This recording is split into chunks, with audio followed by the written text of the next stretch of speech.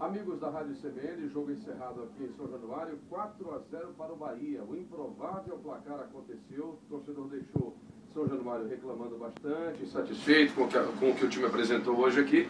E a pergunta que eu faço ao comentarista da CBN, Álvaro Oliveira Filho, é se ainda dá para esperar do Vasco aquilo que o torcedor estava esperando, uma briga pelo título, por uma vaga na Libertadores, ou agora o cenário é outro, Álvaro? Eu acho que o cenário é outro. A expectativa do torcedor, claro, era de o Vasco conseguir uma vaga na Copa Libertadores, mas com aquele time que começou o Campeonato Brasileiro. Um time que tinha Diego Souza, que tinha Fagner, que tinha Rômulo, que tinha Alain. E não esse time que jogou hoje, né? Que se apresentou hoje, que não tinha sequer um lateral esquerdo para colocar. Teve que improvisar o Fabrício, que é zagueiro, como lateral esquerdo. Teve que buscar nas categorias de base, às pressas, o John Clay para jogar no meio campo, porque não tinha quem escalar. Então o Vasco de hoje é um Vasco com muitos problemas, com muitas carências, e eu acho que vai sofrer muito, Evaldo. Pelo que a gente viu nas últimas 8 rodadas, um time que venceu apenas um jogo, né, e que sofreu 5 derrotas. Então, o torcedor sabe que vai ser difícil manter o Vasco entre os 4 melhores, e por isso tenha saído tão revoltado do estádio. Hoje foi uma atuação, a meu ver, fora da curva. Não é, mesmo com todos os problemas, o Vasco teve uma atuação desastrosa no acidente de percurso. Um acidente de percurso. Acho que o Vasco não volta a repetir uma atuação tão ruim quanto essa no restante do Campeonato Brasileiro. Mas ainda assim, não sei se o Vasco vai ter condições de se manter entre os melhores e de continuar sonhando com uma vaga na Copa Libertadores.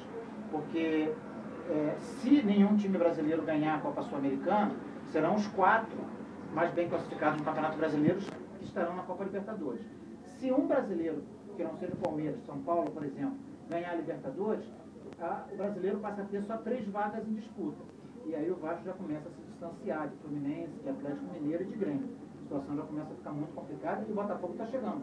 Pois é, e São Paulo também já começa a crescer no retrovisor. Sobre o jogo aqui, falhas da zaga de marcação, meio campo, quem é que falhou mais para esses 4 gols do Bahia, Álvaro? Pois é, sobre o jogo aqui, o primeiro tempo até que foi um jogo em que o Vasco vinha jogando no nível que jogou as últimas partidas. Não era um bom jogo, mas vinha mantendo o jogo equilibrado, vinha até criando algumas oportunidades, tinha mais volume de jogo que o Bahia, embora o Bahia fosse o time mais perigoso, que ameaçava mais quando tinha posse de bola. Aos 40 minutos, o Bahia fez o seu gol, uma falha de marcação da defesa, Jones Carioca foi à linha de fundo, fez um cruzamento, o Souza completamente livre, cabeceou sem precisar saltar para fazer 1-0 para o Bahia. 40 minutos, o time foi para o intervalo com esse placar e a pressão aumentou muito. O Cristóvão voltou com uma alteração que era ousada e que parecia fazer sentido, mas que se revelou um desastre. Ele tirou o John Clay, colocou o Tenório. O Vasco passou a jogar com 3 atacantes. Só que para você jogar com 3 atacantes, 2 desses atacantes, pelo menos, tem que ajudar a combater, lá no início da armação das jogadas do time adversário.